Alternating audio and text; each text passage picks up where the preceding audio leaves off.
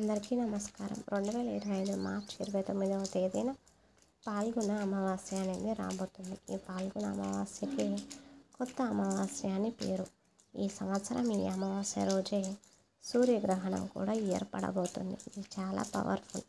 పైగా ఈ ఉగాది ముందు వస్తుంది కాబట్టి ఈరోజు మందార ఆకుతో ఇలా చేస్తే చాలు, కార్లు, భూములు, బంగారం కొంటూనే ఉంటారు అని శాస్త్రాలు చెప్తూ ఉన్నాయి.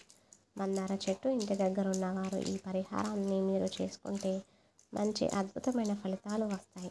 మందార చెట్టు గురించి అందరికీ తెలుసు. అందరూ ఇళ్ళ దగ్గర మందార చెట్లు ఉంటాయి.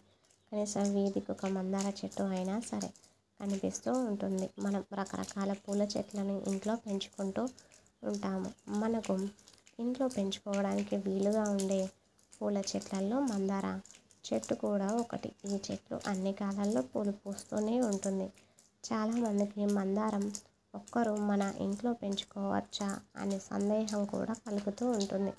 సందేహం ఏమీ అవసరం లేదు. నిశ్చయంతగా మందార చెట్టుని ఇంట్లో పెంచవచ్చును. మందార మొక్క పూలు పూస్తే చూడడానికి చాలా అందంగా ఉంటుంది. ఈ మొక్క ఎన్ని పూలు పూస్తే అంత సంపద మన ఇంట్లోకి వస్తుందని పెద్దలు చెబుతూ ఉన్నారు. దేవతా పూజకు మనం మందార పువ్వులను ఉపయోగిస్తూ ఉంటాము. దేవతా వృక్షాల్లో ఈ మందార చెట్టుకు ప్రత్యేకమైన స్థానం ఉంది. మన శాస్త్రాల్లో చెప్పిన 5 దేవతా వృక్షాల్లో మందార చెట్టు కూడా ఒకటి. దేవతా వృక్షాల్లో మందార చెట్టు ఉండడం వలన దీనికి ఎంతో ప్రాముఖ్యత అనేది ఏర్పడింది. అన్ని కాలాల్లో పూలు పూసే ఈ మందార మొక్కను ఇంట్లో పెంచుకుంటే ఇంట్లోని వారికి ధనానికి ఎలాంటి లోటు ఉండదు. ఎర్రటి మందార పువ్వులను దేవతా ఆరాధనలో ఎవరైతే వినియోగిస్తారో వారి కోరికలను భగవంతుడు తప్పక నెరవేరుస్తాడని పురాణాల్లో చెప్పబడింది. ఎర్ర మందారం చెట్టుని ఇంట్లో పెంచి బయటకు వెళ్ళేటప్పుడు ఈ మొక్కను చూస్తూ బయటకు వెళ్ళడం వల్ల అంతా శుభమే కలుగుతుంది. చెట్టు అంతా పూలు పూసిన మందార చెట్టును చూస్తే మనసంతా ఎంతో ఆహ్లాదంగా మారుతుంది. మానసికమైన దోషాలను కూడా మందార చెట్టు తొలగిస్తుంది. ఈ మొక్కను ఇంట్లో సింహద్వారానికి కుడివైపు ఉండేలాగా పెంచుకుంటే చాలా మంచిదని పండితులు చెబుతున్నారు. అంతేకాదు, ఎర్ర మందార పువ్వును తలలో పెట్టుకోవడం వలన స్త్రీలు దీర్ఘ సుమంగలిగా ఉంటారని ఒక నమ్మకం ఉంది. మందార పూలతో కట్టిన మాలను దేవతా ఆరాధనకు ఉపయోగించవచ్చును. మందార మొక్కతో ఆధ్యాత్మిక పరంగానే కాకుండా ఆయుర్వేద పరంగా కూడా ఎన్నో ఉపయోగాలు ఉన్నాయి. కనుక మందార మొక్కను ఇంట్లో పెంచుకోవడం వల్ల ఆరోగ్యంతో పాటు ఆధ్యాత్మిక పరంగా కూడా లాభాలను పొందవచ్చు. మందార చెట్టుని ఎవరైతే ఇంటి దగ్గర పెంచుకుంటారో వారికి లక్ష్మి అనుగ్రహం కలుగుతుంది. వారి ఇంట్లోకి ఎటువంటి నకారాత్మక శక్తులు అనేవి రావు.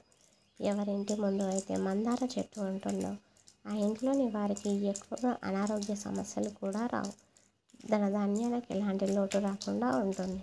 కానీ ముఖ్యమైన విషయం ఏమిటి అంటే ఎరుపు మరియు గులాబీ రంగులో ఉండే ఈ మందార పూల చెట్లను మాత్రమే ఇంటి దగ్గర పెంచుకోవాలి.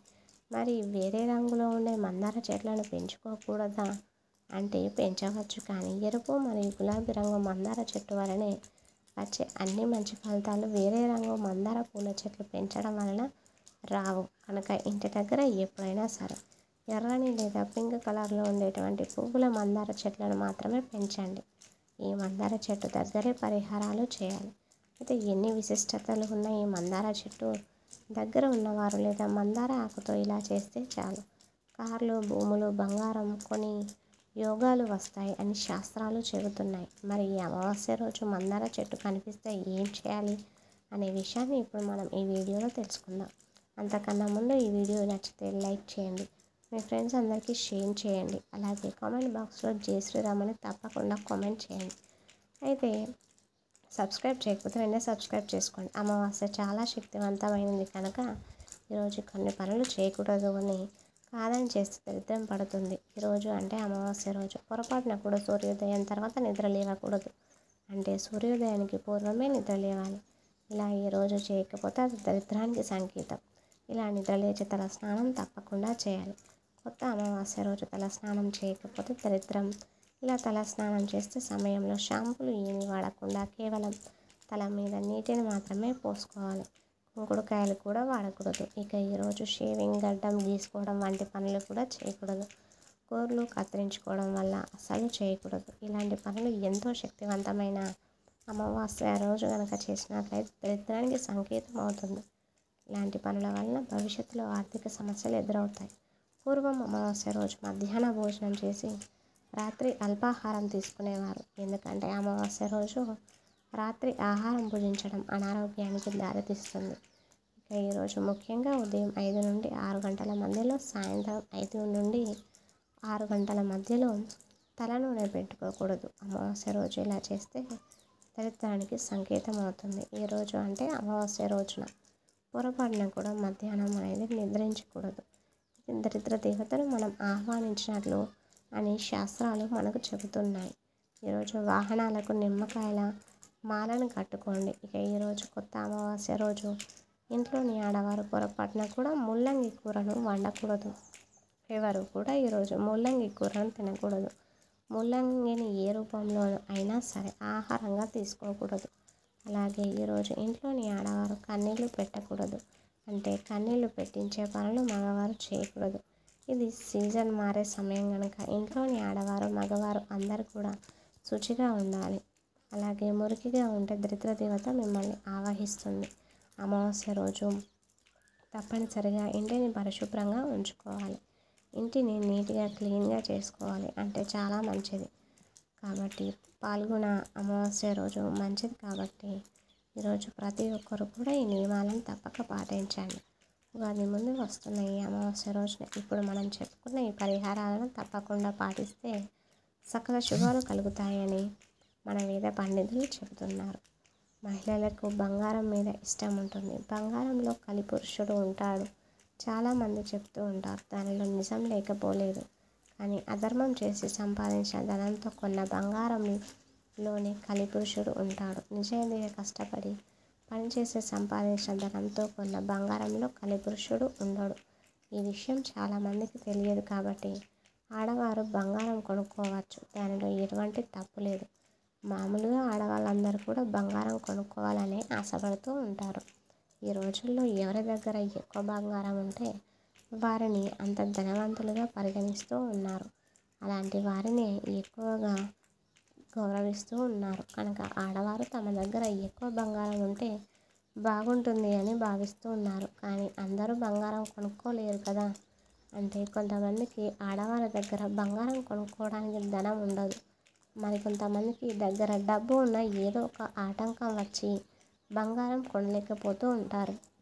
ఇలా బంగారం కొనలేదని బాధపడే వారందరూ కూడా అమావాస్య రోజు కలిసి వచ్చిన రోజున మందార చెట్టు దగ్గర ఒక చిన్న పరిహారాన్ని మీరు చేస్తే చాలు. నగలు బంగారం కొనుక్కునే యోగం మీకు ఖచ్చితంగా కలుగుతుందని పండితులు చెప్తున్నారు.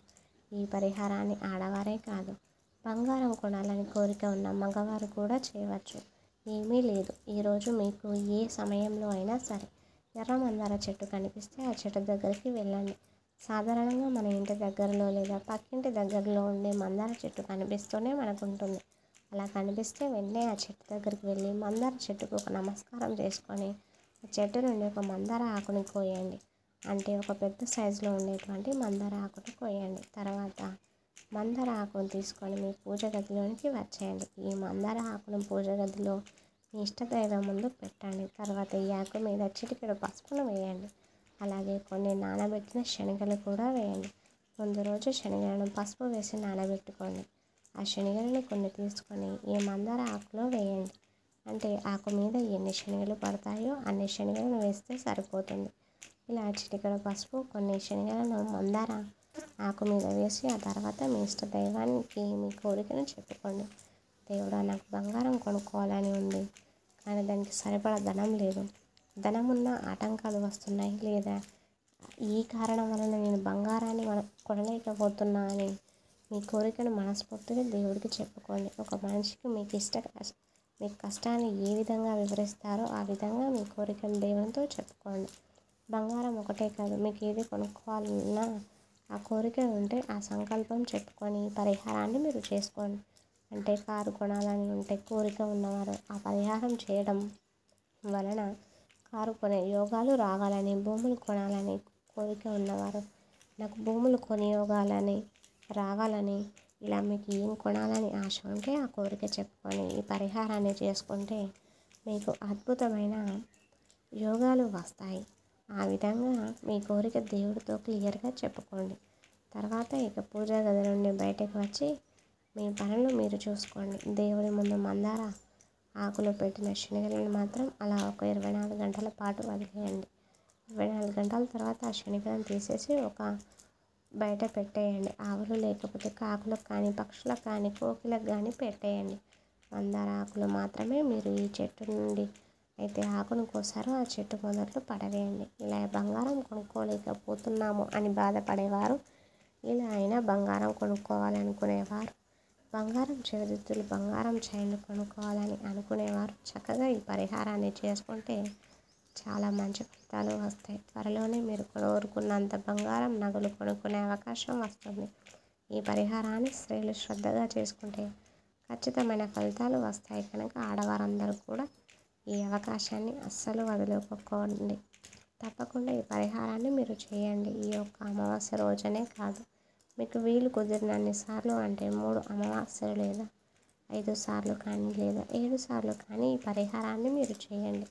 ఎన్నిసార్లు ఎక్కువ సార్లు చేస్తే అంత ఎక్కువ బంగారం కొనుక్కునే అవకాశాలు వస్తాయి. ఆడవారు ఒకరే కాదు, మగవారు కూడా ఈ పరిహారాన్ని చేసుకోవచ్చు కనుక మీరు కూడా ఈ అమావాస్య రోజు ఈ మందార ఆకుతో ఈ చిన్న పరిహారాన్ని చేసి మీరు కోరింది కొనుక్కొని సంతోషంగా జీవించండి. ఈ వీడియో నచ్చినట్లయితే ప్లీజ్ లైక్ చేసి మా ఛానల్ ఇప్పటివరకు సబ్స్క్రైబ్ చేయకపోతే వెంటనే సబ్స్క్రైబ్ చేసుకోండి. కామెంట్ బాక్స్లో జై శ్రీరామ్ అని కామెంట్ చేయండి. ఇంతవరకు ఈ వీడియో చూసిన ప్రతి ఒక్కరికి కూడా ధన్యవాదములు.